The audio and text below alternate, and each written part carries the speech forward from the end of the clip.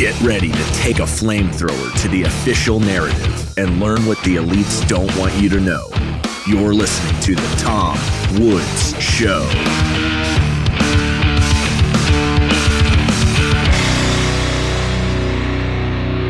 Hey everybody, Tom Woods here. It's Tom Woods Show, episode 2531, with an old friend I've had on a number of times before, and I think, Elijah, have I ever had you on before? This is the first time. Just one time with Connor. Oh, with Connor. Okay, so we have done this kind of conversation before. Well, some of you will recognize this pair as the force behind the Tuttle twins children's book series. Wildly successful, a model for how people like us should go out and influence the society around us. It has been just a massive, massive success in promoting ideas that involve peace and cooperation to a younger audience. And this was a gap that we all knew existed. These two gentlemen knew existed. And instead of just complaining about it, they, worked their tails off to fill it.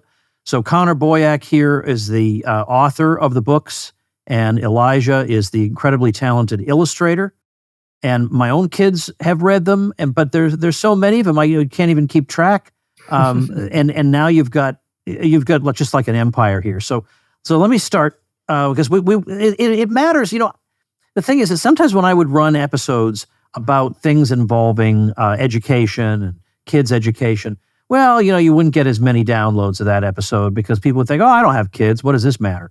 But I would hope by now we understand that it is really important, whether you have kids or not, that young people learn sensible things. Like that really matters to all of us. As I say, of course, I have 5 children, so it really matters to me. But even if I just lived in society all by myself, I would want to live in a society where people were exposed to good common sense. So, first of all, let me talk about the particular occasion here. Have you just released yet another title in the series, first of all? Yeah, so Elijah and I just published the 14th book in our children's series. This is the series that's for kids age 6 to 11 or 12. And this one is called The Tuttle Twins and the Medals of Merit. And it talks all about cultural Marxism and its modern variants, such as DEI. There's a fun track meet story where the kids who do the best don't actually win because some of the other kids are getting special points because of their identity and their perceived state of oppression. And so the track meet breaks down. The twins have to figure out why. They learn from Thomas Sowell about Marxism. There's even a Javier Milei cameo in the book. We had some fun with this one, and it just came out. So TuttleTwins.com/merit, MERIT, is where you can find that one. So something for this, Tom, that will be particularly interesting to your audience is that we had some fun adding Eric July as the coach in this book. So most people won't catch that. They won't know who Eric July is, but your audience definitely will. Well, I very much like that there have been cameos by our people, here and there. Maybe it's a book on a bookshelf. It could be whatever, but that's been a nice touch. So how do you, it's not hard to understand where the idea might have come from, given that there was a huge market gap and parents were asking for it, but there are a lot of market gaps out there that none of us are ever going to fill. So how did the two of you get together? What made you say, all right, that's it. We have to do something about this? I think I was the first person to make the move, so I'll chime in here. Connor had a blog, and he had written a few books by that point, and I was a fan of what he was writing. Then he came out one time just after I'd finished some work with the Revolution Pack that you were also part of, doing animations. And he said, hey, I'm going to Freedom Fest. I need to save some bucks. Does anyone, share a room? So I thought, well, this would be a great way for me to meet Connor, So I went with him and we talked about my animation and my illustration, and we just were kicking around ideas. And then I approached him like maybe a month later and said, maybe we should do children's books. So Connor said, I'll think about that. And he did his end of it, which was doing all the market research, making sure this was actually something that we could pull off and, talking to his kids about it. And then he came back with the Tuttle twins and learn about the law. And we went from there.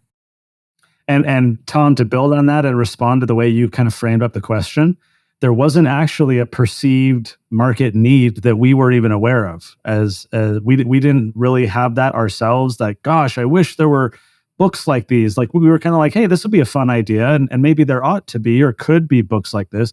But as I would talk to friends or colleagues, there wasn't this strong demand for content like this. In fact, there were people in the libertarian community. We won't do them the injustice of naming them on your prestigious podcast, but people who have some prominence in the movement who poo-pooed what we were doing in the early years, feeling like, let kids be kids. These are ideas for adults, libertarian ideas for kids. That doesn't really jive well. So we even had some internal resistance. Now, of course, no one feels that way. Everyone sees how the quote unquote left, however you want to define that, is going after kids and youth programming and indoctrination. So now there's a widespread recognition that parents do need to step into the breach. They do need to talk to their kids about true principles and important ideas. But at the time that we started this 10 years ago, that observation was not there. So we were kind of having to take a step out in the dark and say, like, is there an idea here? Is there merit? And just kind of build it, even with some friendly naysayers along the way.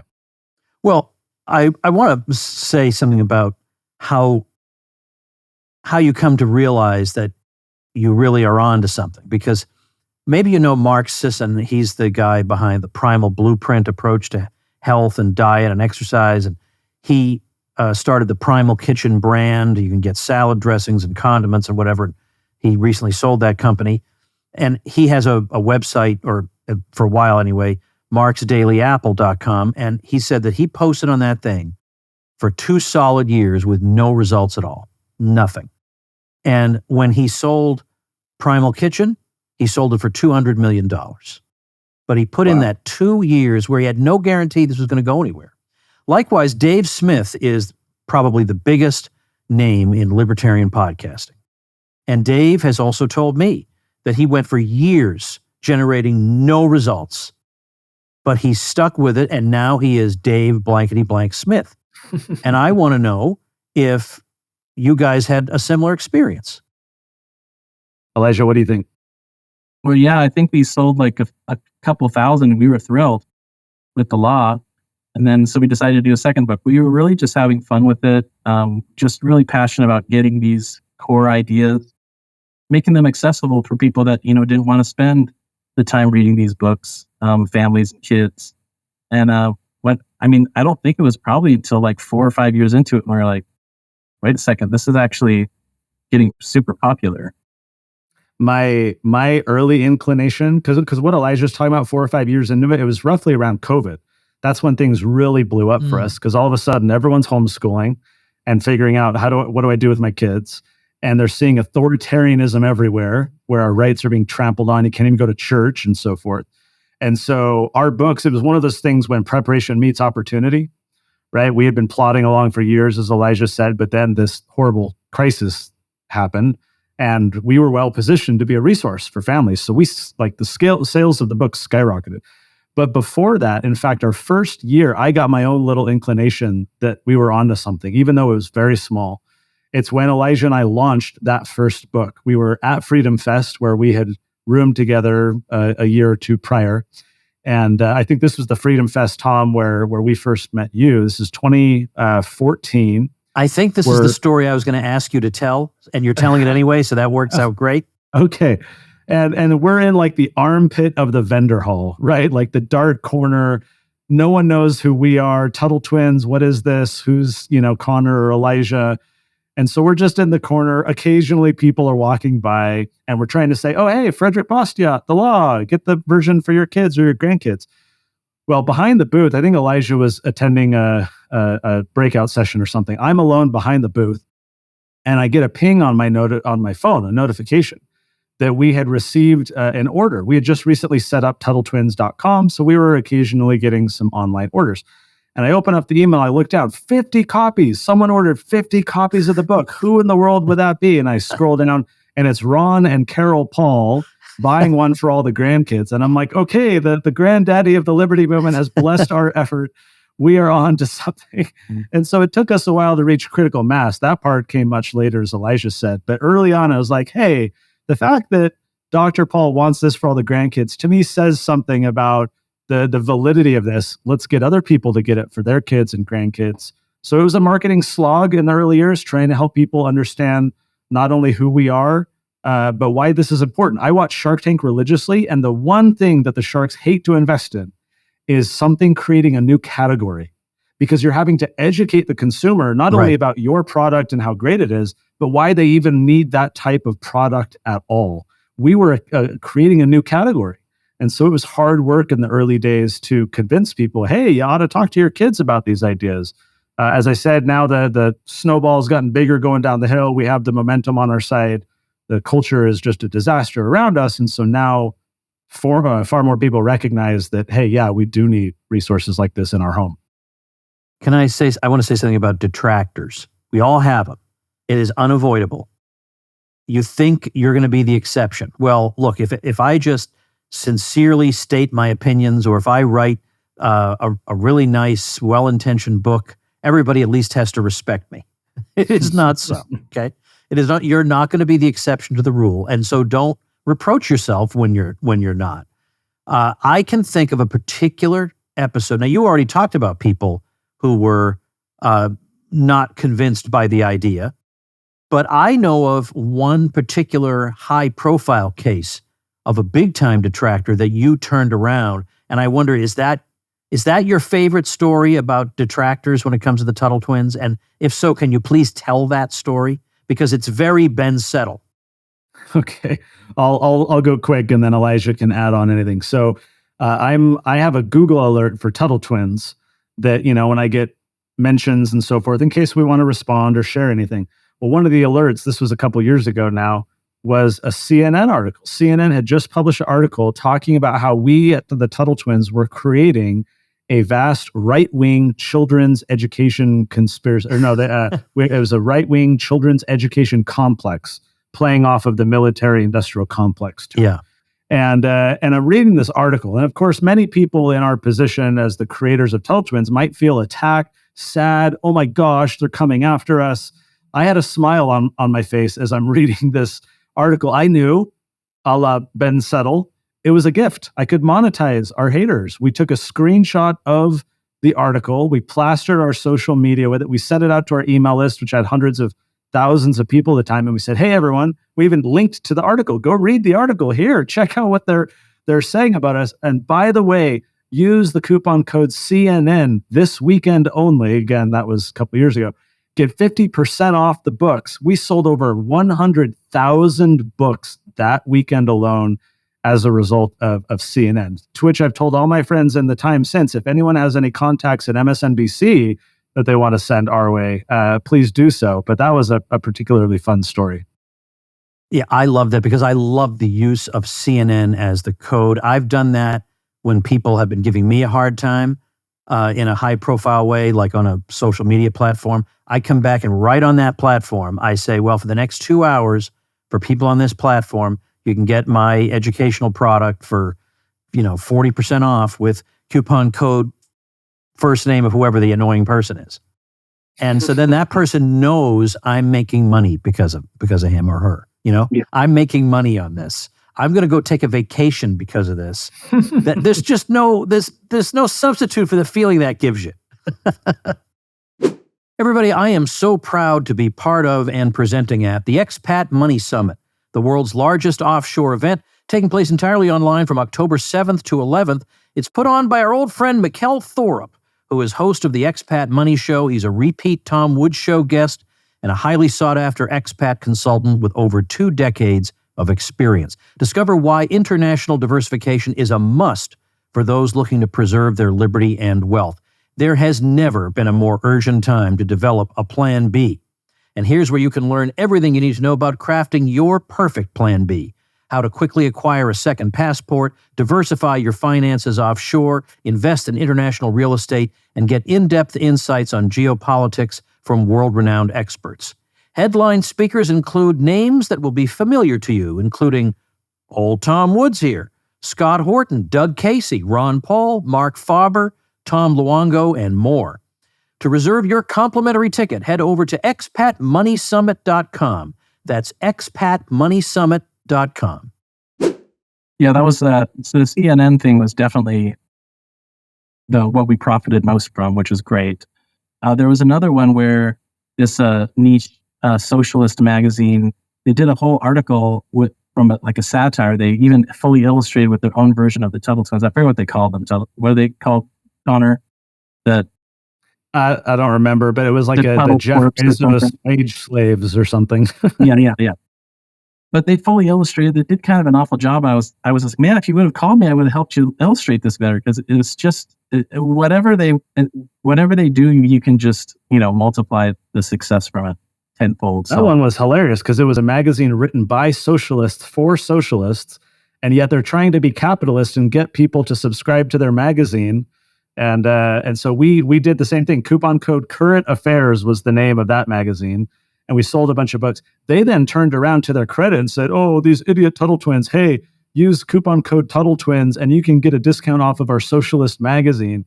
And I have no way of knowing how many magazine subscribers they got as a result, but I'm going to guess it was very few, because they were the aggressor, we were the victim, and so we had much better leverage with which to kind of say, "Hey, come support us by buying our books." Well, it's such a great story, because so many people try and they pour their hearts into something and they really, really want to, make a difference, quote unquote.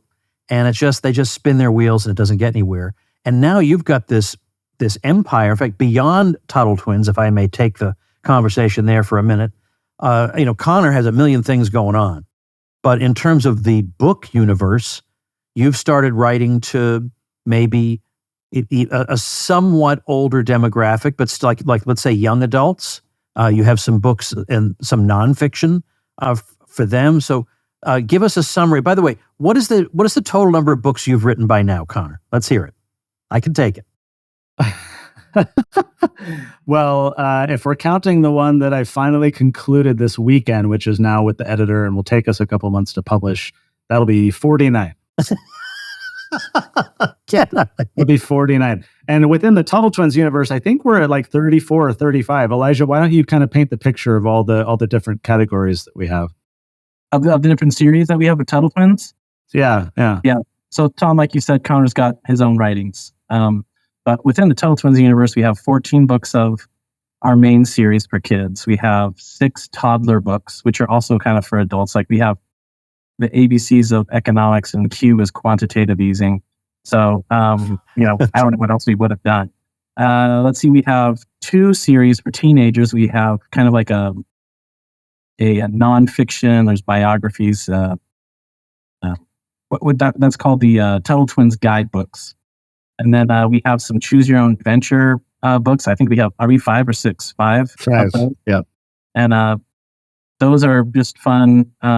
Lots of different endings that you can end up depending on what choices you make. And the latest one we did on that was it was based off of what would happen if there was a cyber attack on the grid and like the whole world fell apart.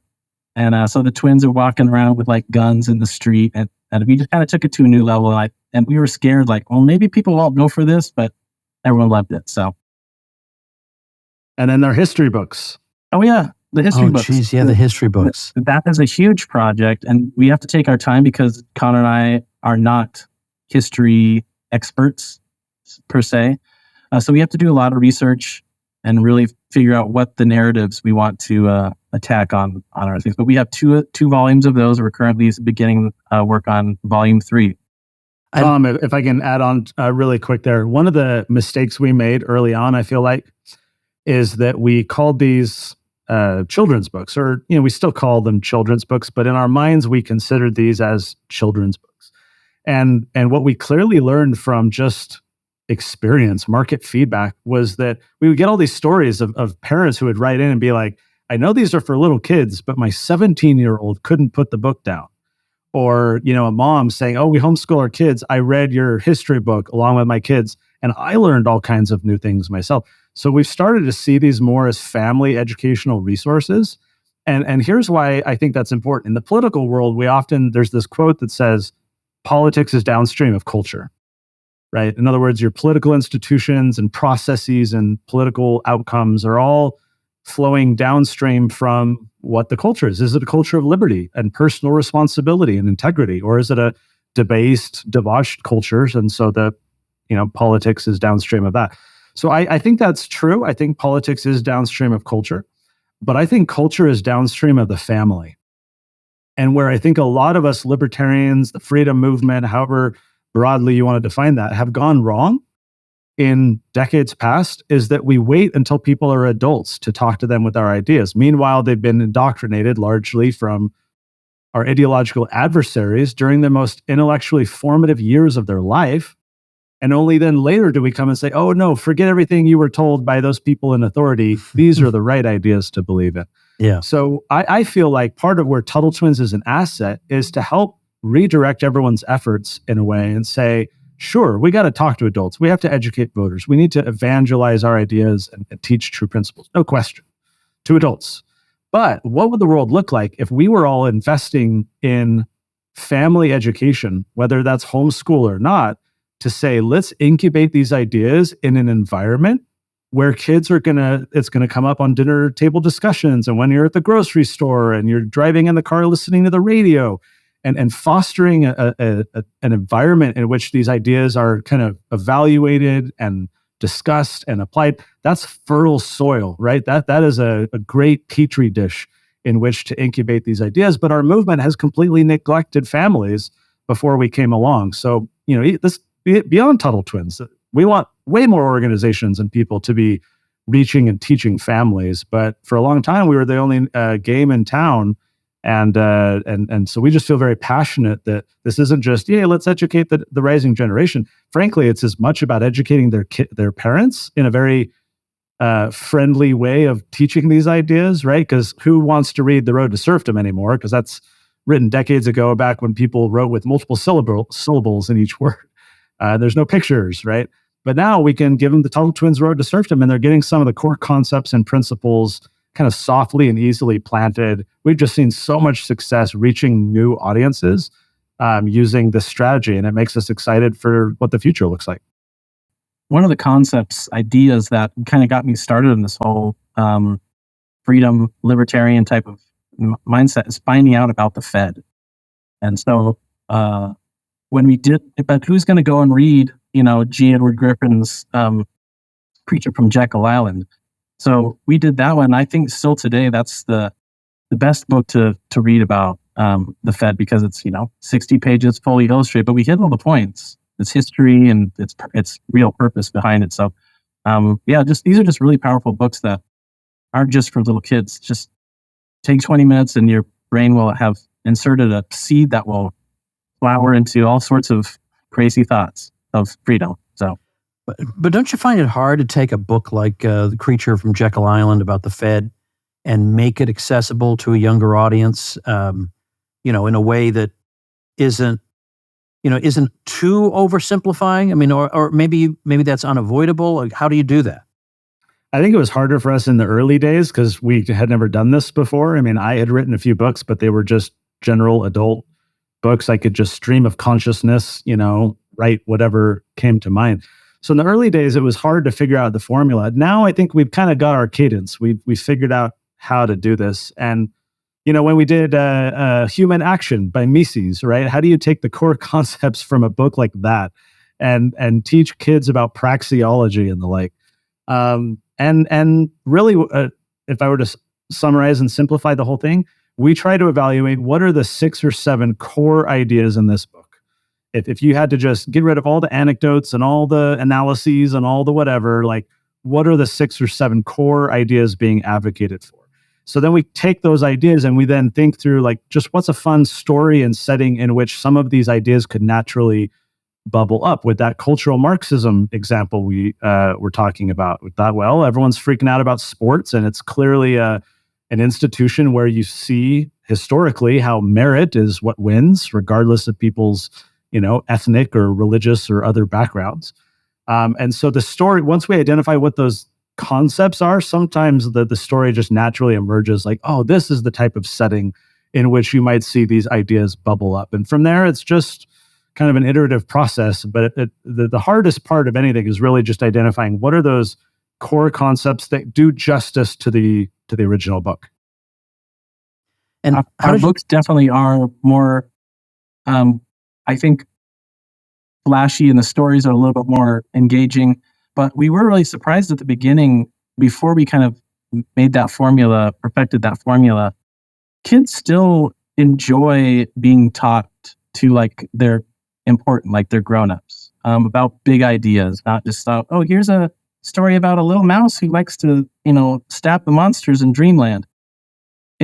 They appreciate it. One of our first Amazon reviews said, this is just a story about some old man lecturing to some kids. And it's true. That's exactly what it's about. But kids, you'd see pictures of kids like bringing this book to bed with them at night, and like it's just tarnished, like they just love it.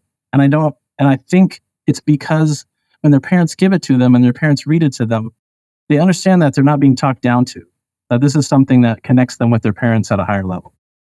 Hey everybody, quick word from Woods here. It's my goal to have the best supporters program out there, better than anything on Patreon or anywhere else.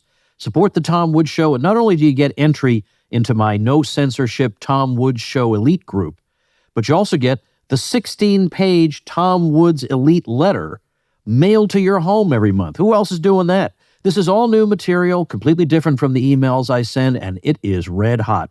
My supporters also get invites to my murder mystery dinner parties that I've been holding around the country. I'll be adding more cities soon to woodsmystery.com. I hold these in penthouse suites at luxury hotels with a beautiful catered dinner. It's a ton of fun. I also invite my supporters to my annual Christmas party, and the higher up you go as a supporter, the more things you get. Some supporters even get a small gift in the mail from me every month in addition to the newsletter. So go check it out, supportinglisteners.com. You will not believe all the goodies at supportinglisteners.com. And my profound thanks to all of you. Yeah, I had the good fortune of, on episode number 3 of the Tom Woods Show, of talking to Ian Anderson of Jethro Tull. The guy has sold 60 million albums worldwide, very, very accomplished musician. And I got to ask him, what are you the most proud of as you look over the course of your career? And I thought he would name a song or an album or this or that, or I integrated the flute into rock music or whatever it was. And his answer was my lyric writing, just in general. And when you read his lyrics, they really are really great. So it wasn't any one particular thing he had done. It was rather a quality of his work. So you look over, these all these books that you've done and all the people you've reached and the subjects you've covered. What are you the proudest of? Well, I'm personally the proudest of being a conduit of these ideas. I am not an original thinker. I am not some big philosophizer, like Elijah said about our history books, right? We're not historians. I hated economics in college. It was all aggregate demand, supply, demand curves, and like I was just put to sleep. I didn't like a lot of the stuff when I was younger, history or anything, but I've come to since see that when you teach it in engaging ways, when you use storytelling and curiosity, this stuff can come alive. And so I see my role as just being a conduit for these ideas. I'm not the original thinker, right? We're honoring a lot of these original thinkers who were creating these landmark books and important texts. But I see my role in particular is how do I take those ideas and make them accessible to an even wider audience? So what I'm proudest of just is finding that little sweet spot that no one had really done before. We had all these scholastic, academic, deep thinking type of texts, which had their audience, though very small and confined. And then we had everybody else out here, and there was, no real strong connection between the two. And so as I reflect on our past decade of doing the Tuttle Twins, I'm happiest that we've created a bridge between mass market and families and these important ideas that weren't as accessible before. What do you think, Elijah?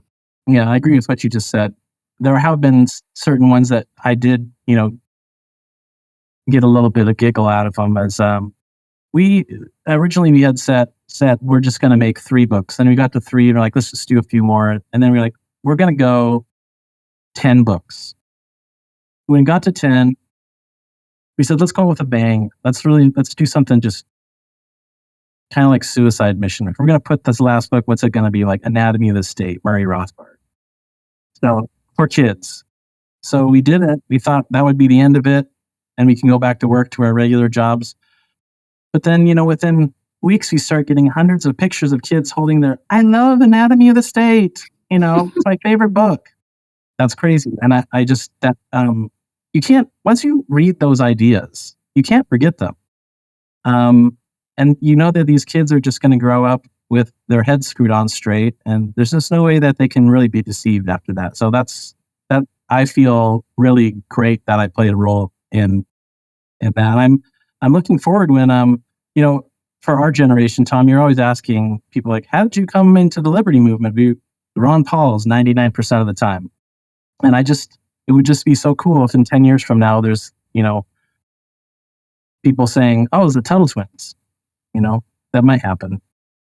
Tom, I think a lot of your audience is familiar with the story that happened last fall of the kid, Jaden, 12-year-old Jaden in Colorado, who was kicked out of school for the Gadsden flag. You remember I wrote about that. And then the teacher didn't know much about it. And there's a classic photo of the teacher looking at him as he's speaking. And he's obviously the dominant intellect of the two of them. Yeah. And he's 12. Yeah. Right. And so here he is standing up for his free speech rights he's in a charter school. But they're claiming that, the Gadsden flag has origins in racism, and so it's a disruption to the classroom environment. They're kicking him out of school. Kid literally is driving home, and he says, Mom, in one of the Tuttle twins books, when they get into trouble, they got the media on their side. Could we get the media involved? They go to the local NBC affiliate. Jaden rings the doorbell. No reporters would come talk to him. So they finally shared the video with us. We shared it, went viral, and so forth. So here's Jaden. 2 days later, or maybe the next day, he's on Ben Shapiro's show, among other interviews that he's doing. And they're talking for 8 to 10 minutes. And at the end of the interview, Ben says, you're 12 years old. How is it that you know so much? Like, you're well-spoken, you know history, you know your rights, like you're 12. Where did this come from? And Jaden replies, he says, well, I give credit to my mom and the Tuttle twins.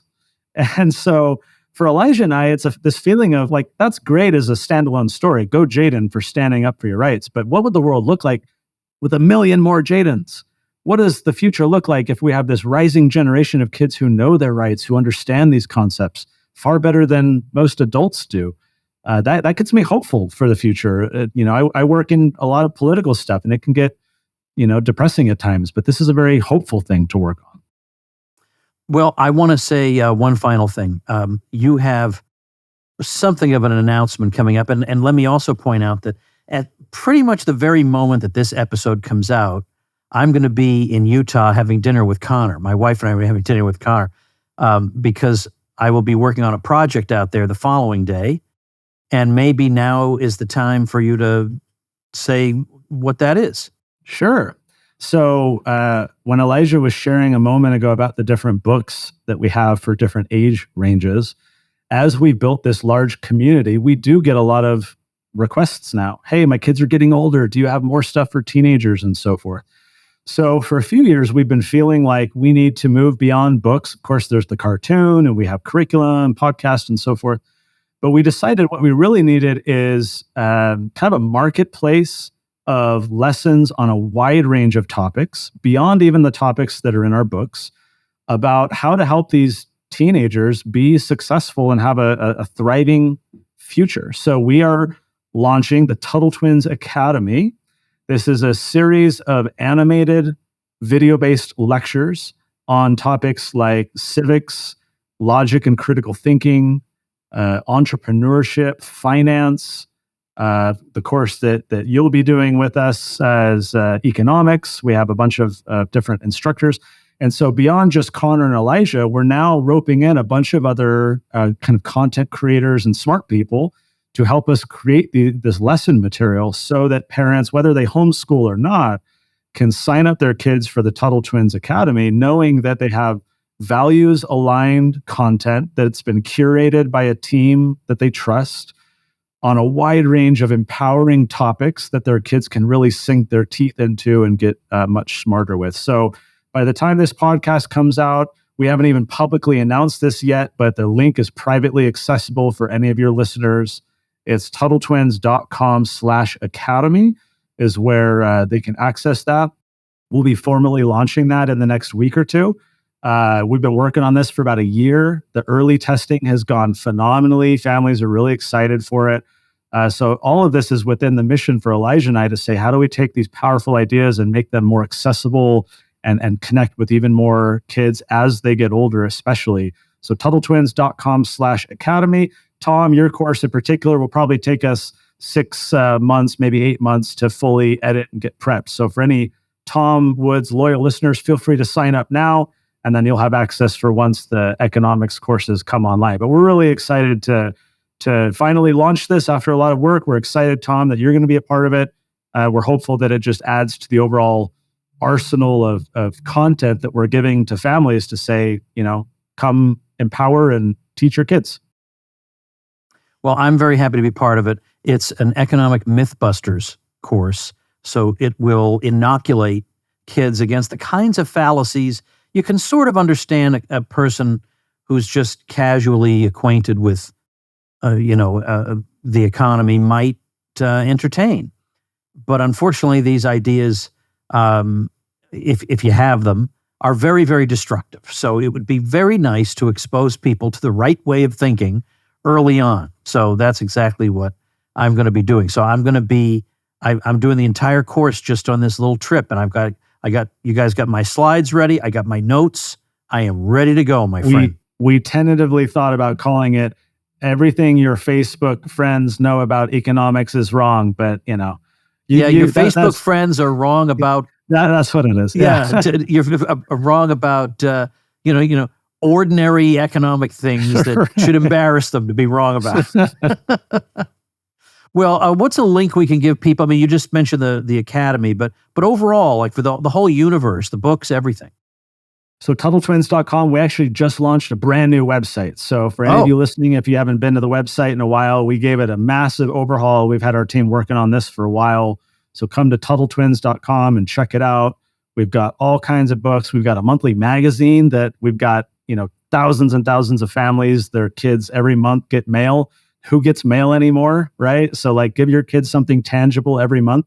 We got a monthly magazine. We got curriculum. We've got all kinds of content.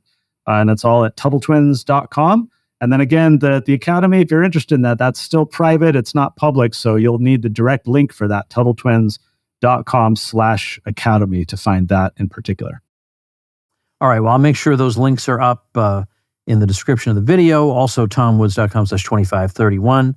It's nice to have somebody on who's talking about, even though if we lived in a normal world, maybe you wouldn't have to do as much work as you're doing. But the fact that somebody's out there doing it is a bit of encouragement for all of us. And so I'm glad to be able to feature you guys. And I'm trying to think of who my guest is for tomorrow. We're going to be back to our regularly scheduled, doom and gloom. I think so, as a matter of fact. So anybody who's disappointed by today, we've got some devastation and destruction to talk about tomorrow. But for now, go check out all the Tuttle Twins materials. And Connor and Elijah, thanks so much for your time. Thank you, Tom. Thanks. Make yourself and those you love less vulnerable to the regime, both mentally and physically. Get more forbidden information at tomsfreebooks.com and be sure to subscribe to the show wherever you listen. See you next time.